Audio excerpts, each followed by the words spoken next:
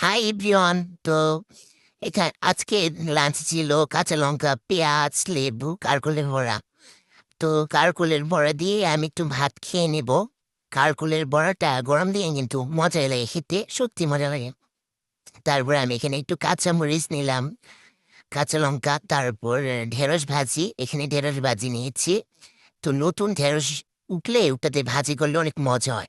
সত্যি ঢেঁড়স ভাজাটা মনে মজা। তারপরে ডিম তরকারি নিলাম। এই যে দেখতে পাচ্ছেন ডিমের ঝোল। ডিমের ঝোল খেতে হেব্বি মজা। একটু লেবু নেব, তারপর একটু আলু নেব, নিয়ে একটু মুখে দেব।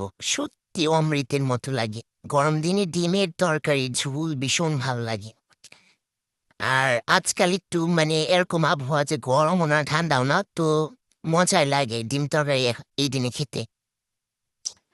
তারপর আমি ডিমটা খেয়ে তারপর নিয়ে ডাল, ভাত। তো ডাল শেষে যদি আপনি না খান, ভাতের শেষে যদি ডাল না খান, তাহলে আপনি মানে আমার কাছে মনে হয় যে, কার কাছে কি জানি না, কিন্তু আমার কাছে মনে হয় যে ডালটা দিয়ে শেষে ভাতটা খেলে অনেক মজা।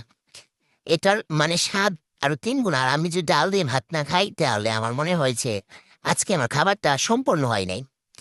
তো দেখতেই পাচ্ছ আমি কিভাবে খাচ্ছি। তারপর মাকে বলতেছে একটু বড়া দিতে। তো বড়া দিয়ে কিন্তু ডাল দিয়ে ভাত খেতে অনেক মজা লাগে। এই বড়া দিয়ে ডালের সাথে একটা মানে যে কম্বিনেশন, যারা না খান তারা একটু ট্রাই করতে পারেন। অনেক মজা।